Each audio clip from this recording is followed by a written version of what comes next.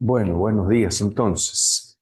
Vamos a pedirle al Señor su gracia y su luz para que hoy podamos aprovechar esta jornada nueva de encuentro con la palabra, de estudio de la Escritura. En el nombre del Padre, y del Hijo, y del Espíritu Santo. Amén. Te rogamos, Señor, que tu gracia inspire y acompañe todas nuestras obras, para que toda oración y acción nuestra siempre comience en ti como en su fuente, y a ti solo se oriente como a su único fin, por Jesucristo nuestro Señor. Amén. María, oyente fiel de la palabra, ruega por nosotros. En nombre del Padre, del Hijo y del Espíritu Santo. Amén. Bien, dos cuestiones prácticas. Ayer me preguntaba alguien sobre el autor que les mencioné, es a la mañana, y del que tomé muchas de las ideas que desarrollé en el primer encuentro. Es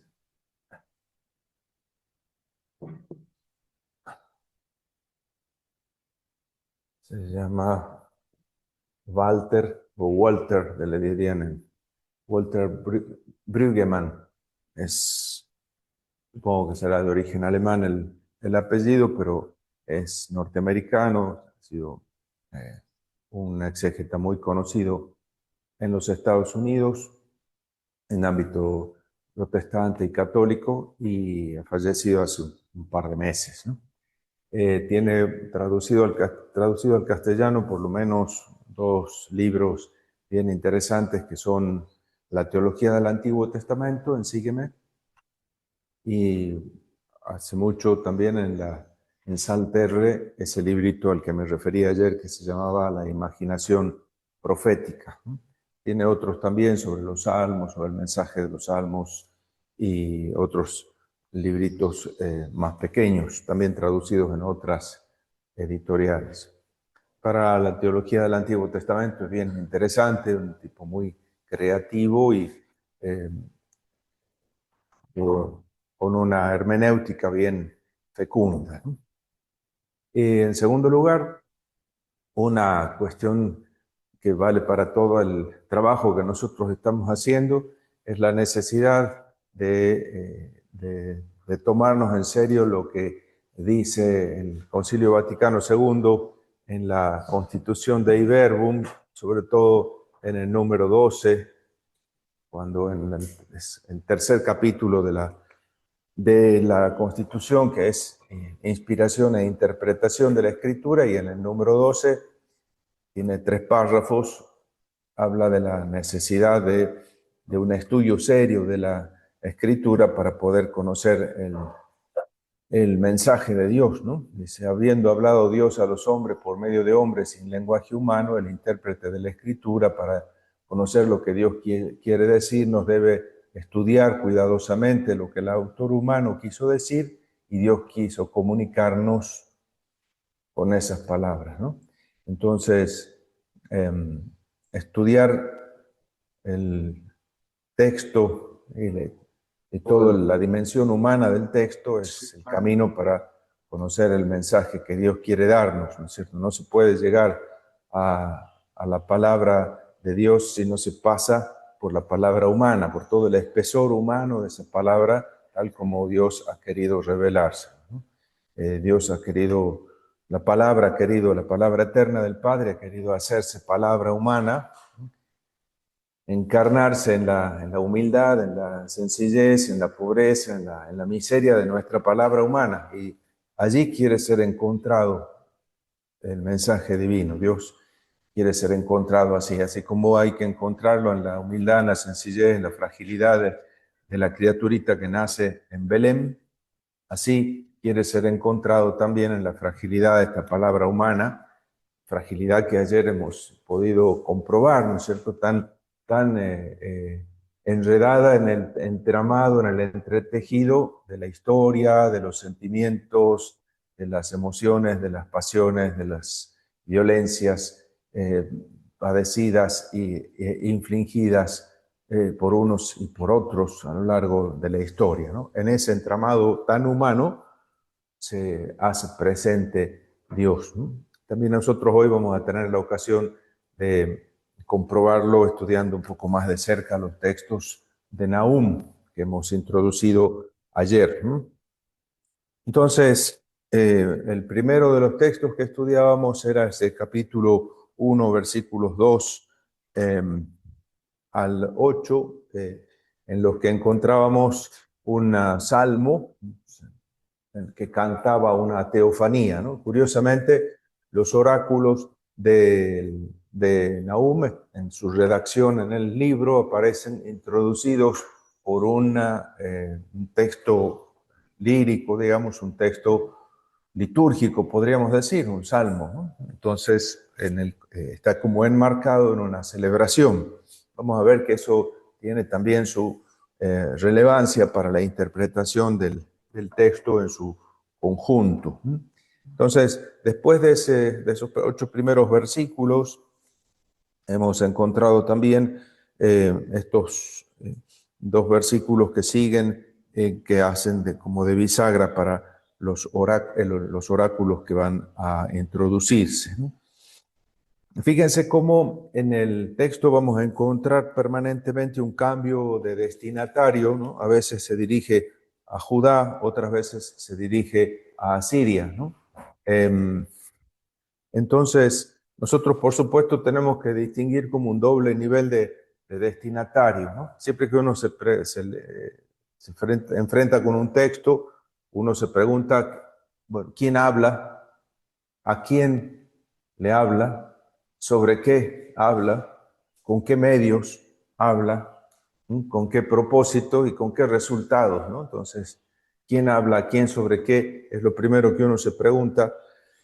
Y entonces podemos distinguir como 2 niveles de destinatarios. El destinatario eh, eh, literario, es decir, el destinatario inmediato dentro del texto, el destinatario ficticio, digamos, aquel al que se dirige el texto en el discurso dentro del mismo texto, y después los destinatarios reales a quienes ese libro puede haber estado dirigido. O sea, que unos destinatarios están dentro del texto, ¿no es cierto? Los podemos ver ahí, y otros son los destinatarios reales, la audiencia real, ¿no? El destinatario aquí en el texto muchas veces va variando, a veces es Judá, otras veces es Asiria. Evidentemente, Asiria no habrá escuchado nunca estas palabras como destinatario real, sí la comunidad de los israelitas o de los judaítas, mejor dicho.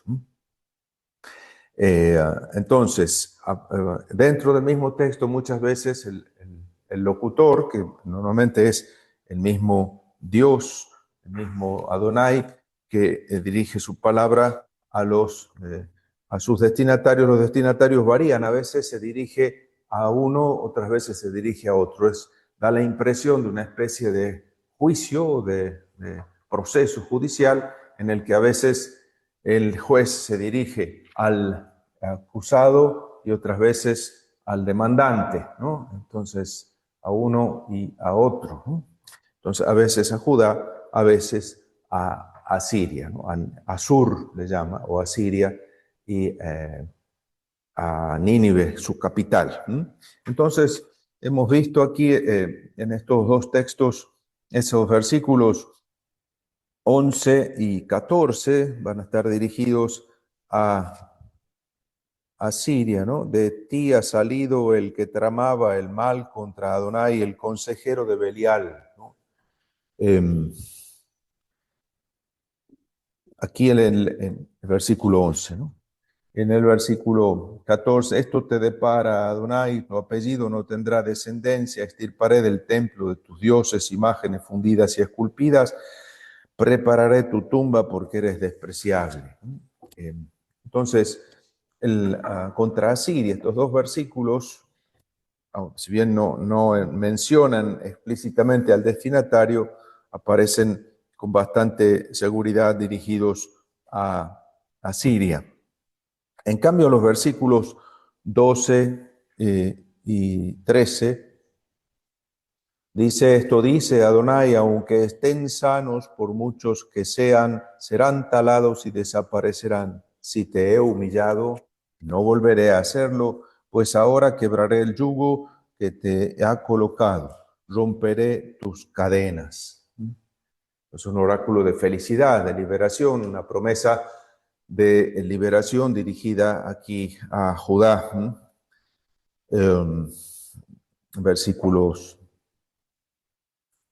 en 12, ¿no es cierto? Aquí entonces, oráculo de felicidad que subraya la ineficacia de la fuerza de su adversario y el inminente cambio de suertes, cambio de perspectivas, que ya no va a ser, Judá no va a ser más humillado, sino que va a ser liberado. Eso explica lo que viene después, esa invitación del capítulo 2, versículos 1 y 3 por lo menos, ¿no es cierto? Aquí han visto que en la Biblia, si tienen la Biblia de Jerusalén, hay un cambio de orden de los versículos, ¿no? Poner el versículo 1 y 3 y el 2 ya lo pasa al oráculo siguiente, ¿no? Se puede leer también de corrido del 1 al 3 sin mayores inconvenientes, ¿no? Entonces se tiene aquí, en este caso, el primer oráculo de dicha, de salvación, de felicidad. Mirad por los montes los pies del mensajero que anuncia la paz.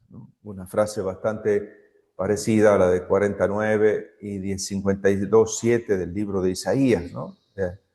Qué hermosos son sobre los montes los pies del mensajero que anuncia la paz, que trae la buena nueva, que le anuncia a Sión, etc., ¿no? Celebra tu fiesta, Judá, cumple tus votos, que ya no volverá a pasar por ti Belial, ha sido extirpado del todo. Adonai vuelve a Jacob su esplendor, como el esplendor de Israel.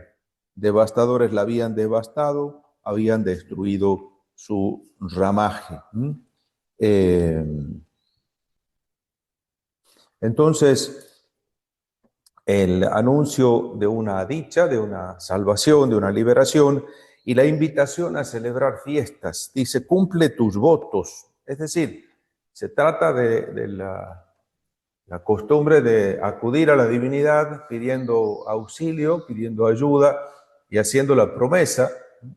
En medio de la dificultad hay una lamentación colectiva, hay una súplica colectiva de la nación en peligro, y se le pide a Dios el auxilio y se le promete un sacrificio de acción de gracias, de alabanza, ¿no es cierto? Cuando los deseos han sido cumplidos, cuando la oración ha sido escuchada, entonces se cumplen los votos. Aquí hay una invitación a cumplir los votos, es decir, a cumplir la promesa. ¿Por qué? Porque se ha cumplido, se está por cumplir el pedido que se ha hecho, ¿no?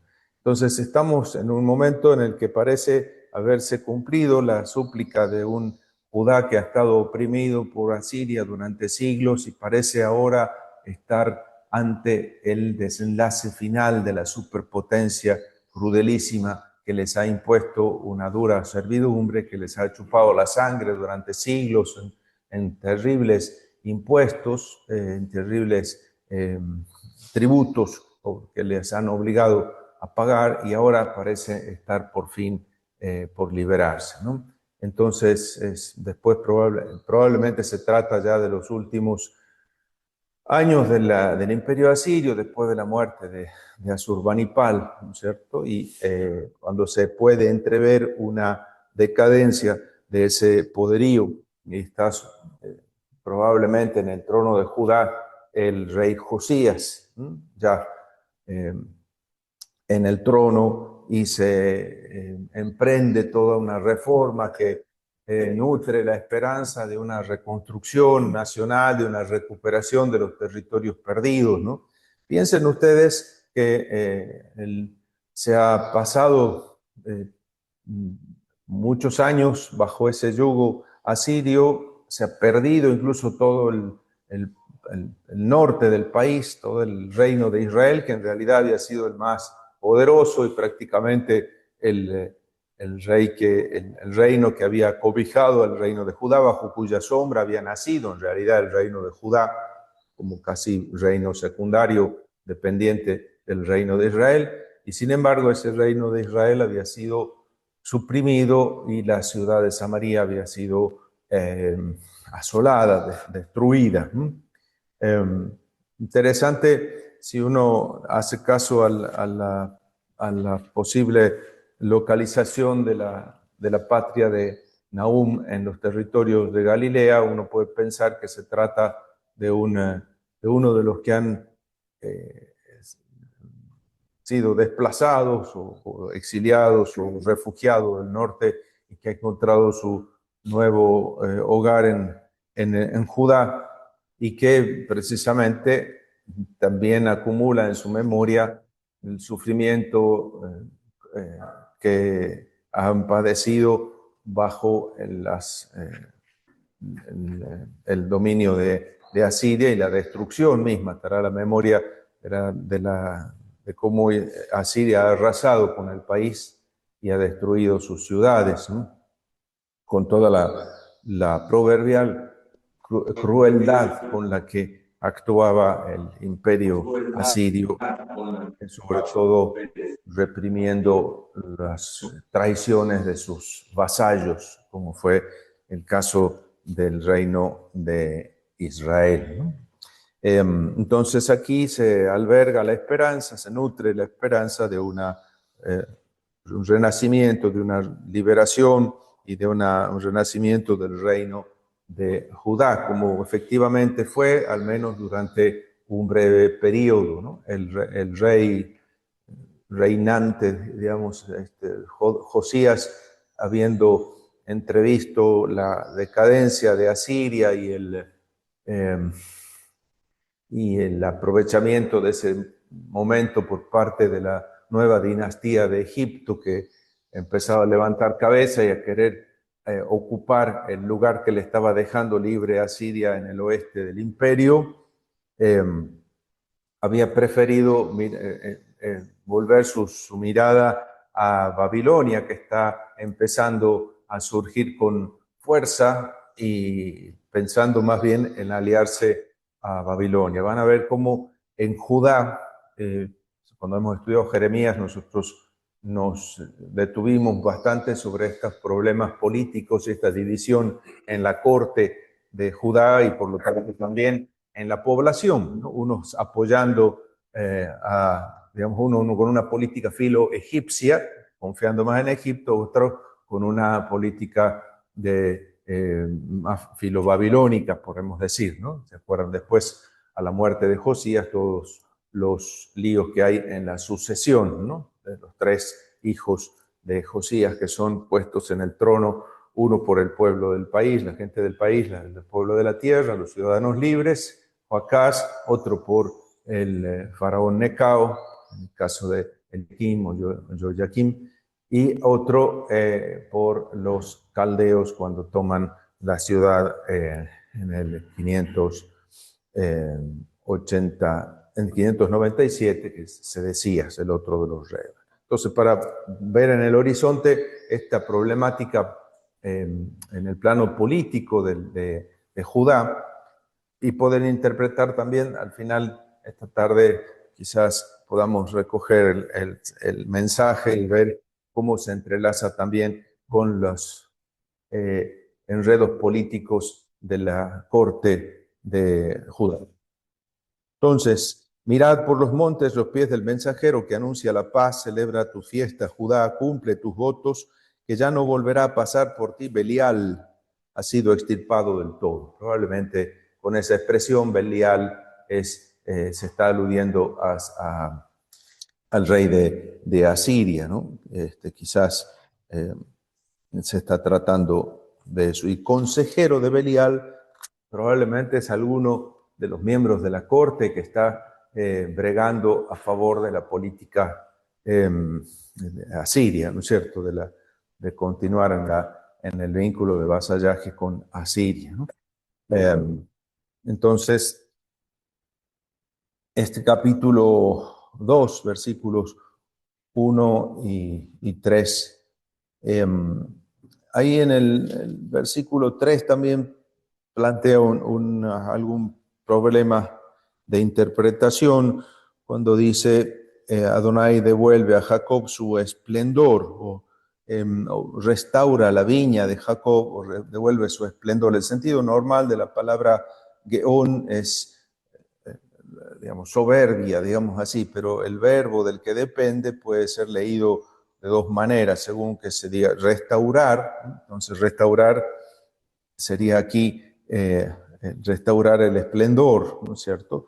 Tiene el sentido, entonces tendría un sentido positivo, ¿no? En cambio, también podría leerse como extirpar la soberbia también en ese sentido negativo, ¿no? Entonces, ahí según se interprete de una o de otra manera, el oráculo tiene un sentido positivo o un sentido negativo. Otros corrigen, como digo, según ahí la nota de la Biblia de Jerusalén también lo notan, como se habla del follaje, del ramaje, habían destruido su ramaje, interpretan el término, no en el sentido de gaón, sino cambiando una letra, lo leen como Geffen, que sería la viña, la viña de Jacob, ¿no? Pero bueno, en la misma Biblia de Jerusalén dice, ramaje es una imagen equivalente a esplendor, y por lo tanto también se puede permanecer en el mismo registro cuando se habla del esplendor, con una planta llena de follaje, también es una planta espléndida, ¿no? Restaurar entonces el esplendor o el ramaje de Jacob, un oráculo entonces prometedor, positivo. Enseguida empieza entonces uno de los dos oráculos más, poemas más impresionantes del libro, como son 2, 4 al 11 y después 3, 1 al 7. Son dos oráculos. Entonces, 2, 4 al 11 y 3, 1 al 7. Dos poemas que yo los invitaría a que leyeran con detenimiento para ver el espesor literario que tiene, y vamos a hacerlo dentro de un momento y poder también intentar una interpretación, ¿no? Entonces, en primer lugar, 2, 4 al 11, ahí, fíjense también, la misma Biblia de Jerusalén y otras ediciones pasan el versículo 2, lo unen con este poema, ¿no? Avanza un destructor contra ti, monta guardia en el baluarte, vigila el camino, cíñete la cintura, redobla tu fuerza. Es decir, se está anunciando aquí un inminente ataque frente al cual hay que prepararse. Hay un destructor que avanza contra ti, monta guardia en el baluarte, vigila el camino, cíñete la cintura, redobla tu fuerza. ¿Por qué transponen para aquí el versículo ese? Porque en un oráculo positivo de salvación, como en los versículos anteriores, no parece que tenga lugar esta advertencia. En cambio, sí parece oportuna esta invitación a prepararse para el ataque al comienzo de esta descripción que vamos a encontrar en los versículos 4 al 11. Entonces, hay una serie de imperativos que van a introducir aquí esta descripción, ¿no? Una serie de imperativos primero y después, entonces, comienza la descripción llena de imágenes del asalto y de la toma de una ciudad, la ciudad de Nínive, que aparece explícitamente mencionada en el versículo 9. Ahí sabemos que se está refiriendo a Nínive. Primero hacemos una lectura más rápida y después nos vamos a detener en esos dos oráculos, ¿no? Entonces, una imagen, como digo, un texto lleno de imágenes. Nosotros vamos a detenernos después, dentro de un rato, fijarnos en los distintos registros en los que se se mueven esas imágenes, ¿no? Para poder captar digamos, la belleza del oráculo desde el punto de vista literario y después intentar desentrañar su mensaje, ¿no? Entonces, aquí en primer lugar esta descripción. Después los versículos 12 y siguientes, ¿no? Aquí por el 4 al 11, como digo, la descripción del asalto y de la toma de la ciudad. Y el 12, en cambio, y siguientes, 12 al 14, dice, ¿dónde está el cubil de los leones? ¿Dónde la zona de caza de los cachorros, a donde iba el león a llevar su cría sin que nadie la inquietase?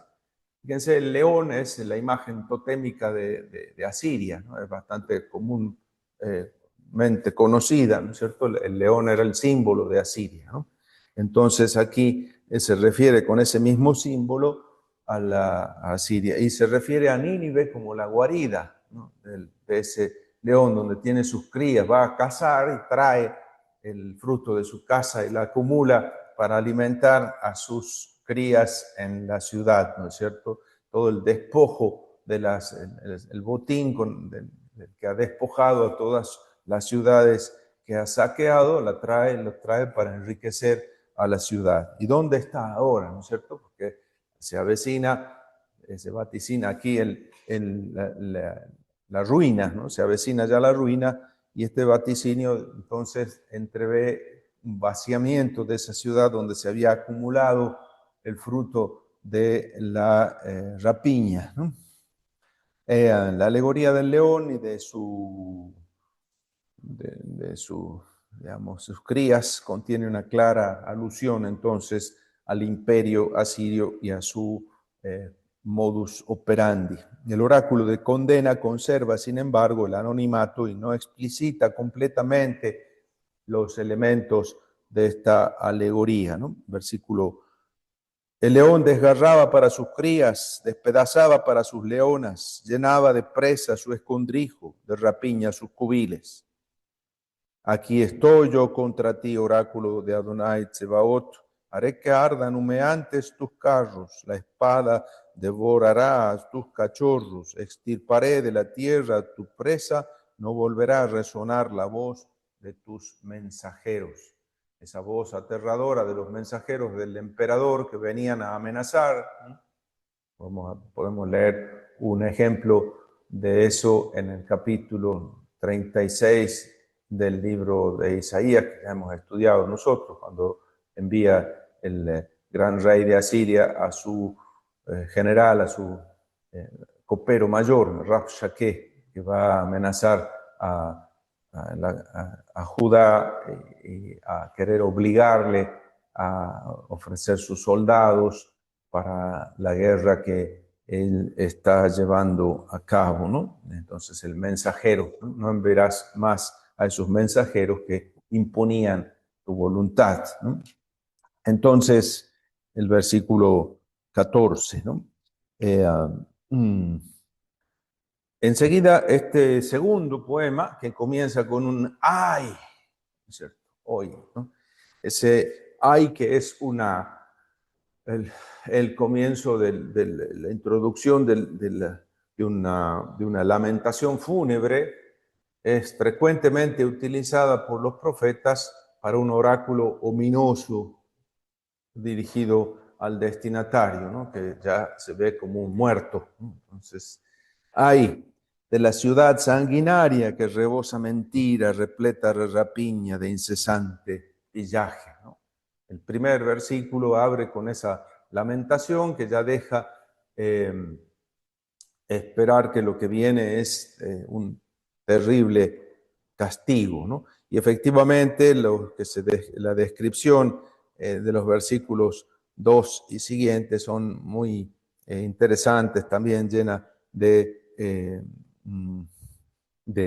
imágenes, ¿no? También aquí el oráculo aparece al principio como anónimo, pero se explicita el destinatario en el versículo 7, igual que pasaba con el 2.9, ¿no?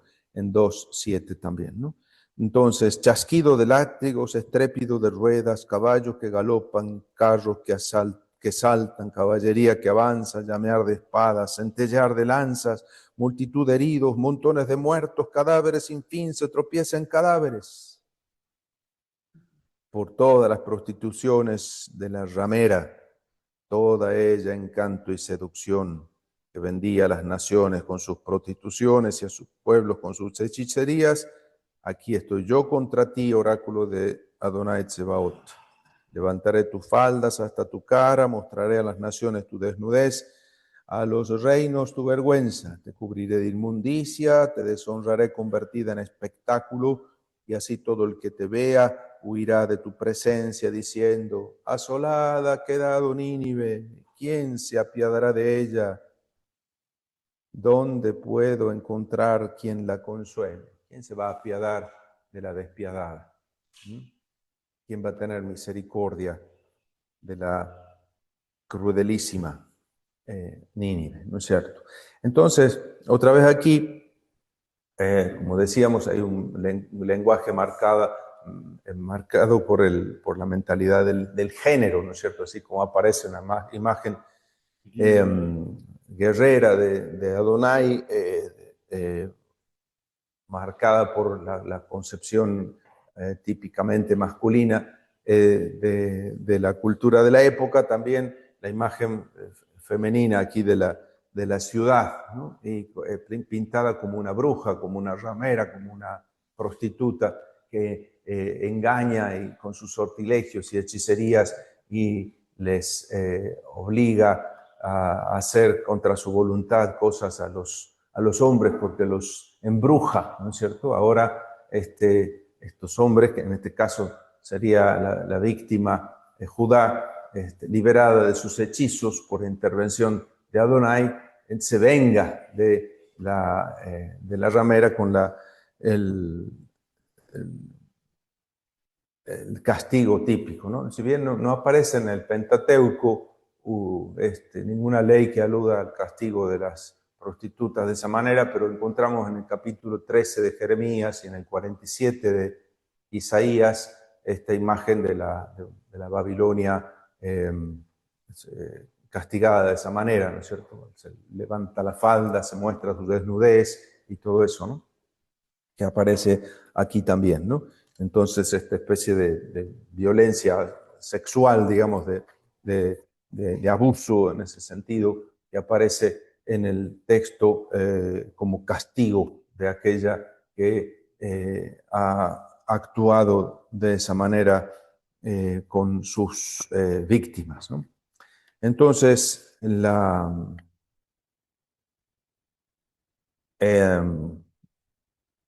podemos encontrar, como decíamos, ahí en Isaías, Jeremías, en Ezequiel y en Oseas también, ¿no? Ezequiel 16, 39, en Oseas 2, 5, también imágenes parecidas.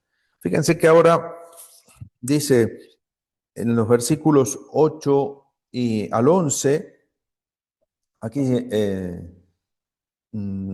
hay una comparación, ¿no? Fíjense que dice: ¿acaso eres mejor que Noamón, la sentada entre los Nilos, rodeada por las aguas, cuya barrera era el mar, cuya muralla las aguas? Noamón o Nut.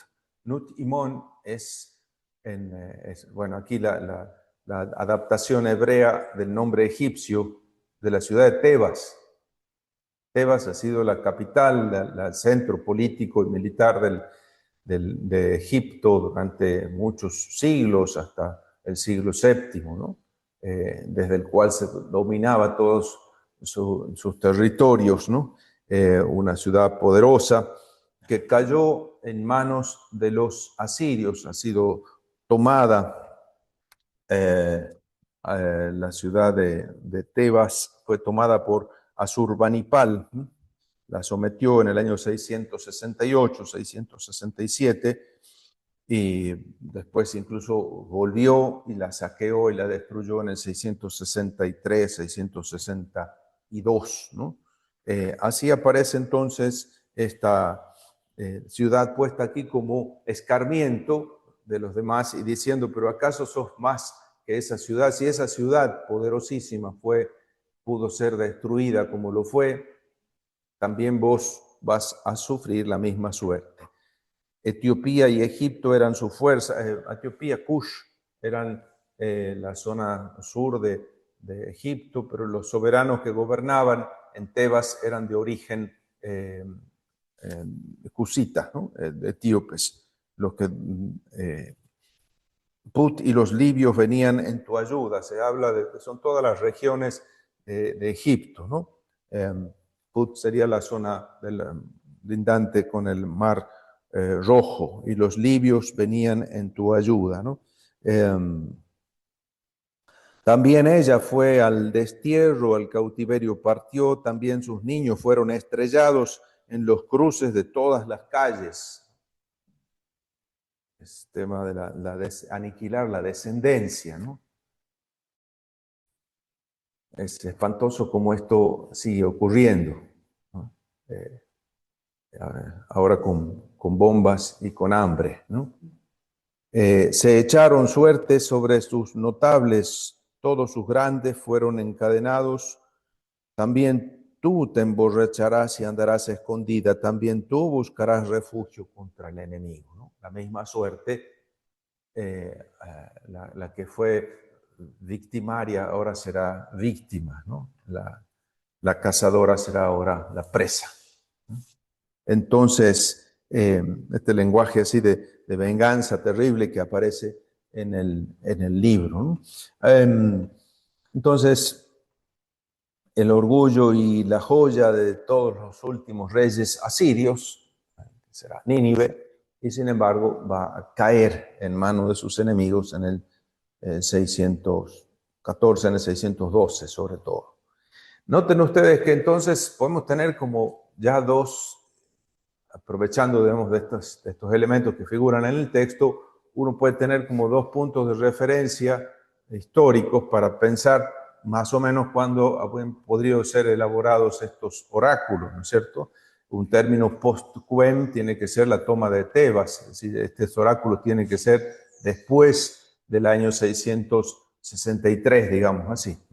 Y el término ante-quem, digamos, es la toma, la caída de Nínive, ¿no es cierto? Por tanto, tiene que ser antes del 614 o 612. Tenemos entonces bastante acotado el periodo probable de redacción de estos oráculos, unos 50 años, ¿no es cierto?, entre 663 y 612 más o menos, ¿no? La elaboración de estos oráculos. Otra cosa es después la redacción del libro, que puede ser muy posterior, ¿no? En los versículos que siguen, 12 y siguientes, se habla también a Nínive. La descripción habla aquí de la inutilidad de todos los recaudos que están tomando en Nínive para defenderse, ¿no? Tus fortalezas son higueras cargadas de brevas, si se las sacude caen en la boca de quien las come, ¿no? Basta sacudir la rama y cae el higo maduro, ¿no? Los higos maduros, ¿no? Caen, ¿no? Como cuando uno barea los olivos para hacer caer las aceitunas, ¿no? Ahí veía también una máquina, ahí le ponen agarran el tronco y lo sacuden al tronco y caen con abajo una lona para levantarlo, ¿no? Así caen. Entonces es la imagen de todas las... dice, tus fortalezas son como higueras cargadas de brevas, como si todas las piedras como aceitunas o como higos cayeran una vez que son sacudidos, se desmorona, ¿no? El desmoronarse de las fortalezas, ¿no? Es decir, lo que parece más fuerte y más sólido de Nínive empieza a desmoronarse como caen los higos o caen las aceitunas en la cosecha. Tus soldados se han vuelto mujeres entre las tropas enemigas. Es decir, la imagen de una mujer incapaz, según la imagen cultural, incapaz de defenderse, incapaz de tomar iniciativa en una guerra, ¿no es cierto? Entonces se burla los soldados como mujercitas, ¿no es cierto? Otra vez este lenguaje cargado de esta marca, digamos, de género, ¿no? Tus soldados se han vuelto mujeres entre las tropas enemigas, abiertas de par en par las puertas de tu país. El fuego ha devorado sus cerrojos. Haz abasto de aguas para el asedio, consolida tus defensas, pisa la arcilla, aplasta el mortero, mételo en el molde de ladrillo para hacerse más altas las murallas, ¿no es cierto? Y acumular agua para el asedio. Esto, digamos, hace pensar que el autor tampoco conocía mucho a Siria, no necesita acumular agua como hacen los judeos que tienen tan poca agua y tienen que, en el caso de, acuérdense de Ezequías y el túnel y demás para llevar el agua dentro de las murallas en época de asedio, ¿no? En este caso, no, a Siria le sobra agua, ¿no es cierto?, por un lado y por el otro de los ríos, ¿no? Entonces, haz abasto de agua para el asedio, consolida tus defensas, pisa la arcilla, aplasta el mortero, mételo en el molde de ladrillos.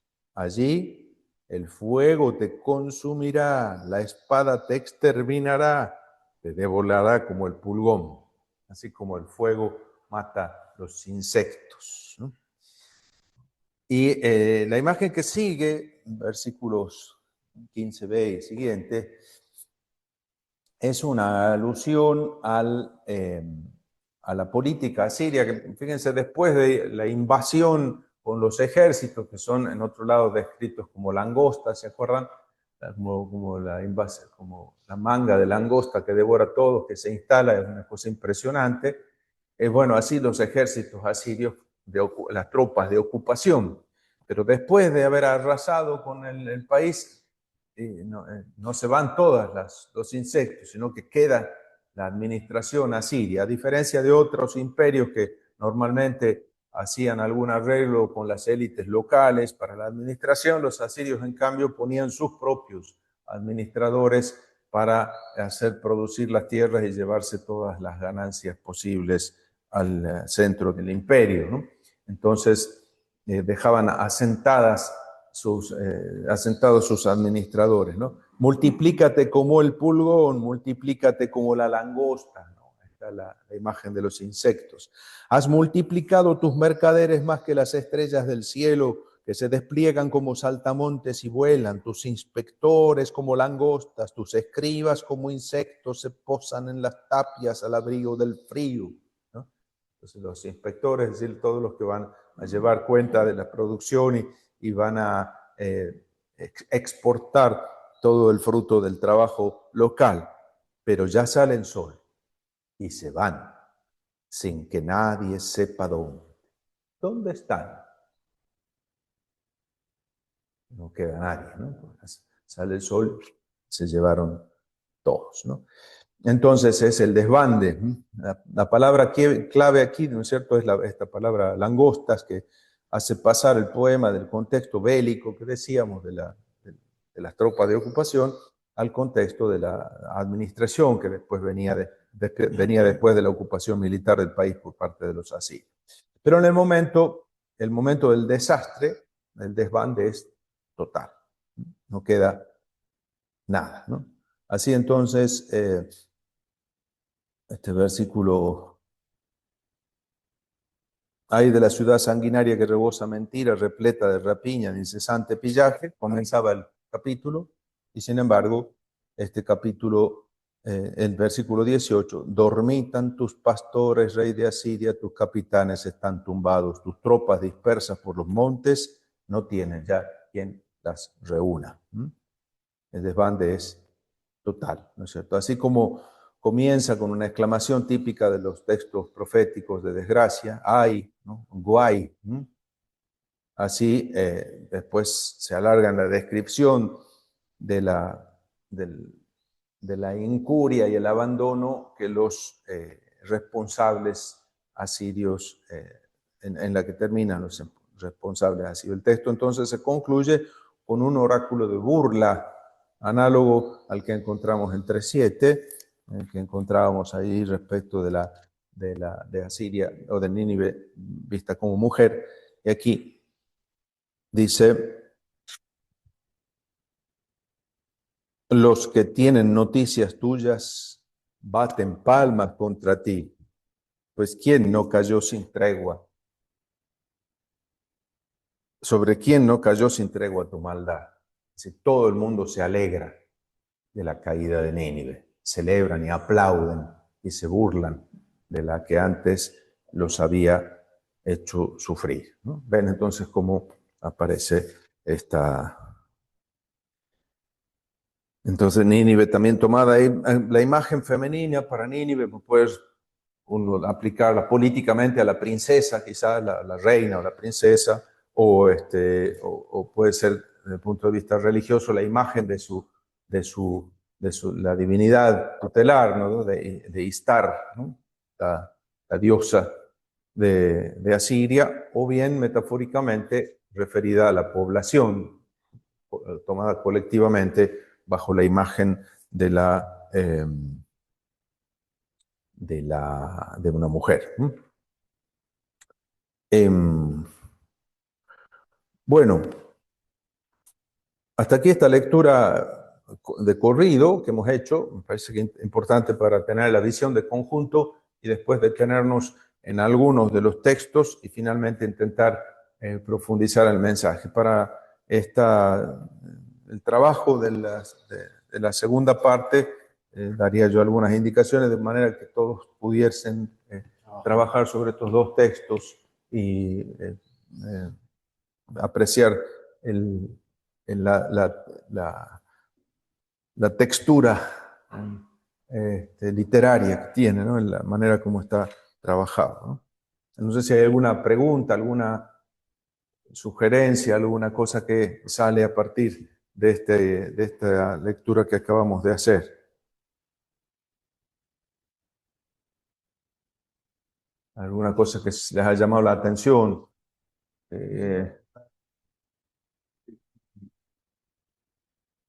A mí me hizo acordar al texto de Mateo 25, ¿no? En Mateo, ahí donde a la derecha o a la izquierda serán ubicados. Y acá El tema de también, ¿no? juicio. Sí, el juicio y por alguien que discierne y que tiene la fuerza como para implementar el juicio y mantenerlo, ¿no? Eso es lo que me llamó así más la atención, así en el contexto general, ¿no? Ya con la parte anterior, ¿no? Cuando digo anterior al par de fragmentos esos, ya cuando menciona del 11 al 14, me parece que están puestos de una parte a la otra. Y después, si bien es cierto que el versículo 2 va mejor seguido del 4, hay una apuesta, si uno lo mantiene, me parece, hay una apuesta de advertencia en medio de lo que va a ocurrir, que es ese gozo de alegría. Hay una advertencia ahí, esa alegría, momento. Y la advertencia está puesta en lo que va a ocurrir después, por eso que ponen, no sé si me expreso bien o estoy dando demasiada vuelta.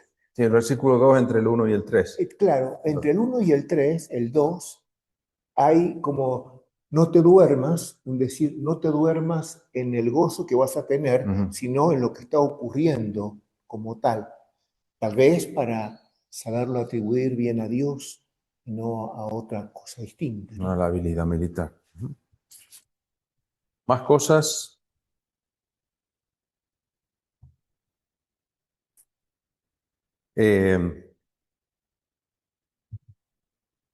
Por ahí puede ser interesante conocer algunos datos extra bíblicos sobre esta cuestión, ¿no? Fíjense que el segundo corpus más grande de textos proféticos del Medio Oriente antiguo, fuera de la Biblia hebrea, procede del archivo real de Nínive, ¿no? Tenemos también en Mari y en otros lugares, pero en Nínive es la principal fuente de nuestro conocimiento sobre el imperio asirio. Este archivo, destruido por los babilonios y por los medos en el año 612, fue redescubierto por Austen Henry Layard en 1848-1850, ¿no? También este lugar funcionaba como biblioteca real. Es el repositorio más prolífico de documentos cuneiformes encontrado hasta hoy. Las excavaciones de Nínive desenterraron casi 30.000 tablillas cuneiformes, que ahora se conservan en el Museo Británico.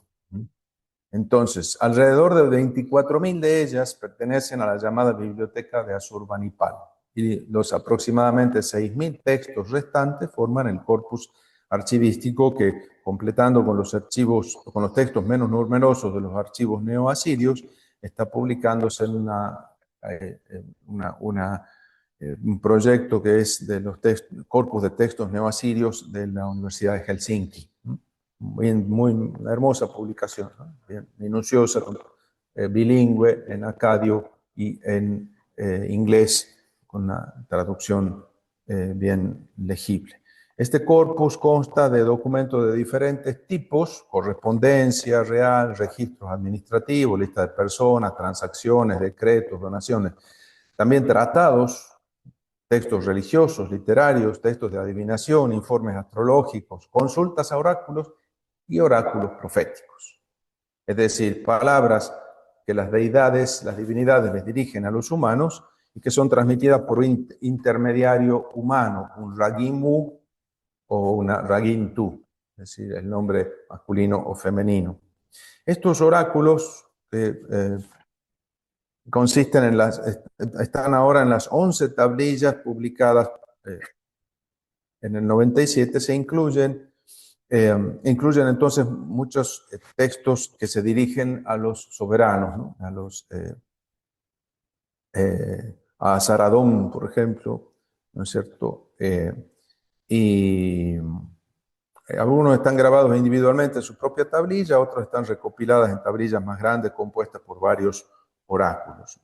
En cuanto a las fechas de las colecciones, es interesante que hay una diferencia temporal entre el momento de proclamación o de transmisión de ese oráculo y el momento de recopilación de esta colección de oráculos, ¿no? Que aparece bastante más tarde, ¿no? 673. Entonces es interesante que hay como una reactualización de estos oráculos por la distancia temporal del momento inicial. Leo algunos de estos, ¿no? En traducción castellana automática, digamos, hecha. A Saradón, aquí la divinidad normalmente es la diosa Istar de Arbela, que es la patrona del rey. A esa diosa el rey ha ido a consultar y a pedirle ayuda antes de enfrentar la campaña militar que está planificando y a ver si tiene que enfrentarse o no con el enemigo. Y la divinidad le contesta con un oráculo. Van a ver ustedes que son el modelo de los oráculos de salvación que aparecían, por ejemplo, en Isaías, aplicados no al rey, sino al pueblo, a la comunidad. A Saradón, rey de las tierras, no temas, no temas. ¿Sí? ¿Qué viento te ha atacado cuyas alas yo no haya roto? Como manzanas maduras, tus enemigos rodarán continuamente ante tus pies, como la sandía de la combi, ustedes el otro día, ¿no? Como manzanas maduras, tus enemigos rodarán continuamente ante tus pies. Yo soy la gran señora, yo soy Istar de Arbela, que arrojo a tus enemigos ante tus pies. ¿Te he dicho alguna palabra en la que no puedas confiar? Yo soy Istar de Arbela, desollaré a tus enemigos y te los entregaré. Yo soy Istar de Arbela, voy delante de ti, detrás de ti. No temas. Yo, en medio de los lamentos, me levantaré y me sentaré. Y abajo aparece: por la boca de Isar la Tallita, un hombre de Arbela. Es decir, hay el nombre del transmisor, el profeta, digamos, el que transmite el oráculo. Rey de Asiria, no temas. Al enemigo del rey de Asiria lo llevaré al matadero. En el palacio de la sucesión yo te protejo y te levanto. Yo soy la gran dama, yo soy Istar de Arbela. ¿Que no te he oído? Yo traeré a los enemigos en grilletes, a los aliados como tributo. He derrotado a tu enemigo en un solo combate. Te he inspirado confianza, no te quedes de brazos cruzados. Aquí, por boca de Shinkisha Amur, una mujer de Arbela. la transmisora. No temas, Saradón, yo soy Bel que te hablo. Bel es Marduk, Bel es, en acadio sería el Señor, ¿no? Yo velo por las vigas que sostienen tu corazón. Cuando tu madre te dio a luz, 70 grandes dioses estaban allí contigo protegiéndote. Sin el dios Luna estaba a tu derecha. Shamash, el dios Sol, estaba a tu izquierda. 70 grandes dioses siguen a tu alrededor. Ellos han ceñido tus lomos, es decir, te dan fuerza, ceñen tus lomos, te fortalecen. No confíes en los humanos. Levanta tus ojos y concéntrate en mí. Yo soy Istar de Arbela, he reconciliado a Asur contigo. Te protegí cuando eras un bebé, no temas, alábame. ¿Hay algún enemigo que te haya atacado mientras yo he guardado silencio? El futuro será como el pasado. Soy Nabu, el señor del estilete, alábame. Nabu es el hijo de Bel, de Marduk, y es el dios de los registros, el que lleva el estilete, por eso es el dios escriba, el que guarda la tabla de los destinos fijados por Marduk, por boca de la mujer Bayá, una persona de Arbel. ¿No?